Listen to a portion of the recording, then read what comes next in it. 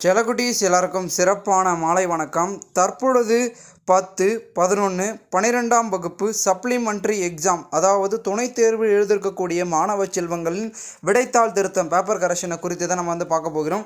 வீடியோக்குள்ளே போகிறதுக்கு முன்னாடி நீங்கள் நம்மளுடைய சேனலுக்கு புதிய பார்வையாளர்களாக இருந்தீங்கன்னா மறக்காமல் நம்ம சேனலை சப்ஸ்கிரைப் பண்ணிட்டு கூட இருக்க பெல் ஐக்கனை ஆல்ல செட் பண்ணி வச்சுங்கப்பா. இப்போ வாங்க வீடியோக்குள்ளே போயிடலாம். மாணவ செல்வங்களை பொறுத்த வரைக்கும் மிகப்பெரிய அளவில் பார்த்திங்கன்னா ஒரு எதிர்பார்ப்பில் இருப்பீங்க. உங்களுடைய எக்ஸாமினேஷன் முடிச்சிருக்கக்கூடிய 12ஆம் வகுப்பு மாணவ செல்வங்கள், ஓகேங்களா? ஏன்னா பப்ளிக் எக்ஸாமினேஷனில் பார்த்திங்கன்னா தோல்வியுற்று அதில் பார்த்திங்கன்னா தோல்வி அடைந்தவர்கள் தற்பொழுது இந்த ஒரு தேர்வை பார்த்திங்கன்னா அட்டன் பண்ணியிருக்கீங்க.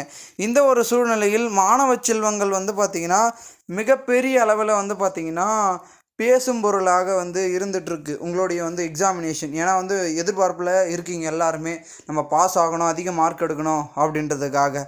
அதனால் இந்த சப்ளிமெண்ட்ரி எக்ஸாம் எதிர்க்கக்கூடிய செல்லங்கள் பார்த்திங்கன்னா எப்படி பேப்பர் கரெக்ஷன் பண்ணுறாங்க, எவ்வளோ மார்க் வரும், எல்லாமே பார்த்திங்கன்னா தெரிஞ்சுக்க ஆவலாக இருக்காங்க, ஓகேங்களா? ஏன்னா 12க்கு தான் ஃபஸ்ட்டு முடிஞ்சிருக்கு, 10th and 11க்கு இப்போ போயிட்டுருக்கு எக்ஸாமினேஷன், ஓகேங்களா? அவங்களுக்கும் ஆள் ஓவர முடிய போகுது. இந்த ஒரு சூழலில் எப்போ ரிசல்ட் வரப்போகுது, எப்படி பேப்பர் கரெக்ஷன் பண்ணிகிட்டு இருக்காங்க அப்படின்னு தான் மாணவர்கள் மத்தியில் அதிகமாக ஒரு எதிர்பார்ப்பும் கேள்விகளாக இருக்குது. அதில் முக்கியமாக சொல்லணும்னா உங்களுக்கான பேப்பர் கரெக்ஷன் 12க்கு தான் ஃபஸ்ட்டு போயிட்டுருக்கு. அவங்களுக்கான பேப்பர் கரெக்ஷனை பொறுத்த வரைக்கும் மாணவ செல்வங்கள் பயப்பட வேண்டாம், ஓகேங்களா? நான் சொல்கிறது அதுதான். ஏன்னா இதே மாதிரி தான் பப்ளிக்லேயும் பயந்தீங்க பேப்பர் கரெக்ஷன் அப்படி இருக்கும் இப்படி இருக்குன்னு. அதே மாதிரி தான், அதை விட இது கொஞ்சம் ஈஸியாகவே இருக்கும். ஏன்னா அதுக்கான ஒரு சான்ஸ் இருக்குது. ஏன்னா நீங்கள் தோல்வியுற்றவர்களை எப்பவுமே ஸ்ட்ரிக்டாக திருத்த மாட்டாங்க. அதனால் அப்படி இப்படி பார்த்திங்கன்னா பாஸ் பண்ணுற மாதிரி தான் திருத்துவாங்க. அதுக்குன்னு இன்னொரு விஷயம் இருக்குது. என்னென்னா நீங்கள் பேப்பரில் எதுவும் எழுதாமல் இருந்தீங்கன்னா பாஸ் போகிறதுக்கு வாய்ப்பே இல்லைப்பா, ஓகேங்களா? ஏன்னா பேப்பரில் ஏதாவது ஒன்று இருந்தால் தான் அந்த கொஷின் ரிலேட்டடாக அப்படி இப்படி இருந்தால் கூட மார்க் போடுவாங்க. ஒன்றுமே இல்லாத பக்கத்துக்குள்ள மார்க் போட்டாங்கன்னா யாருக்கும் இருந்தாலும் கேள்வி வரும். அந்த டீச்சரை கேட்பாங்க, இந்த பேப்பருக்கு எப்படி மார்க் போட்டிங்க அப்படின்னு கேட்கும் போது அவங்க மாட்டிப்பாங்க. ஸோ அதனால் கண்டிப்பாக பார்த்திங்கன்னா எங்கள் பேப்பரை நான் சொல்கிறக்கூடிய கருத்து என்னென்னா, ஃபில் பண்ணி வைங்கப்பா. உங்களுக்கு ஃபஸ்ட்டு தெரிஞ்சதெல்லாம் ஃபஸ்ட்டு எழுதுருங்க.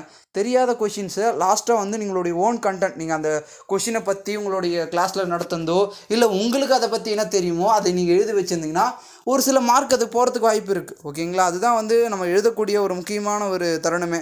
ஸோ அதெல்லாம் நீங்கள் எழுதி வச்சு பேப்பர்லாம் ஃபில் பண்ணி வச்சு நல்லா ப்ரெசன்டேஷன்லாம் பக்காவாக கொடுத்து நல்லா எழுதிருந்தீங்கன்னா கண்டிப்பாக மார்க்லாம் நீங்கள் நினச்சி பார்க்காத அளவுக்கு மார்க் வரும்பா, ஓகேங்களா? கண்டிப்பாக ஆசிரியர்கள் அதை சொல்கிறாங்க. செல்லக்குட்டீஸ் எல்லாருமே பார்த்திங்கன்னா பொது தேர்வில் ஃபெயில் ஆனவங்க எல்லாருமே அந்த பாஸோடைய அருமை தெரிஞ்சு நிறைய பேர் படித்து அதிகமாக எழுதியிருக்காங்க அப்படின்னு சொல்கிறாங்க. ஸோ அதனால் நிறைய பேர் நல்லாவே ஹார்ட் ஒர்க் பண்ணி படிச்சிருக்கீங்க அப்படின்றது தெரிய வருது. அடுத்தடுத்து நிறைய விதமான அப்டேட்கள் இருக்குது பேப்பர் கரெக்ஷன் குறித்து. ஏன்னா பார்த்திங்கன்னா மாணவ செல்வங்கள் பார்த்திங்கன்னா 12th இருக்கட்டும், 12th தான் இப்போதைக்கு பேப்பர் கரெக்ஷன் போயிட்டுருக்கு. அதில் 10th and 11th பொறுத்த வரைக்கும் பார்த்திங்கன்னா நம்ம அடுத்தடுத்த அப்டேட்டில் தான் பார்க்க முடியும், ஓகேங்களா? நீங்கள் வெயிட் பண்ணுங்கள். கண்டிப்பாக பார்த்திங்கன்னா 12th செல்லக்கூடிய நிறைய சதவீதத்தில் தேர்ச்சி பெறுவாங்க. ஏன்னா அவங்களுடைய பேப்பர் கரெக்ஷன் ரொம்பவே பார்த்திங்கன்னா கரெக்டாக போயிட்டுருக்கு அப்படின்றதான் கருத்துக்களாக இருக்குது. ஸோ மாணவ செல்லங்கள் பயப்படாதீங்கப்பா. நீங்கள் நல்லா எழுதிருந்தீங்கன்னா கண்டிப்பாக பாஸ் மார்க்கையும் அதிகமாக எடுப்பீங்க. சப்போஸ் நீங்கள் அப்படி இப்படி எழுதாமல் எக்ஸாமை பார்த்திங்கன்னா கொஞ்சம் பார்த்திங்கன்னா நேரத்தை புறக்கணிச்சிட்டு எக்ஸாமை பார்த்துக்கலாம் அப்படி இப்படின்னு விட்டு வந்திருந்தீங்கன்னா கொஞ்சம் கஷ்டம்பா. அது உங்களுக்கே தெரியும் நீங்கள் எப்படி எழுதிருக்கீங்க, என்ன எழுதிருக்கீங்கன்றதை. அப்படி நீங்கள் எப்படிலாம் எழுதிருக்கீங்க, உங்களுக்கு நம்பிக்கை, உங்களுடைய கான்ஃபிடென்ட் இருக்கும், நம்ம இவ்வளோ எழுதிருக்கோம் பாஸ் ஆகிடும்ன்றதை. அது மாதிரி கான்ஃபிடென்ட் இருக்கிறவங்க கண்டிப்பாக பார்த்திங்கன்னா கமெண்டில் ஹார்ட்டை பார்த்திங்கன்னா கமெண்ட் பண்ணுங்கள். நான் பார்க்குற எவ்வளோ பேர் பார்த்திங்கன்னா ஒரு எதிர்பார்ப்போட நம்பிக்கையோடு இருக்கீங்கன்றதை. அண்ட் பேப்பர் கரெக்ஷனை குறித்து அடுத்தடுத்த அப்டேட்கெல்லாம் நீங்கள் தெரிஞ்சுக்கணும்னு நினச்சிங்கன்னா நம்மளுடைய சேனலை சப்ஸ்கிரைப் பண்ணிட்டு கூட இருக்க பெல் ஐக்கனை ஆல்ல செட் பண்ணி வச்சுங்கப்பா. ஓகே செல்லக்குட்டீஸ், பாய், டேக் கேர். நம்ம நெக்ஸ்ட் வீடியோவில் இதை பற்றி டீட்டெயிலாக பார்க்கலாம்.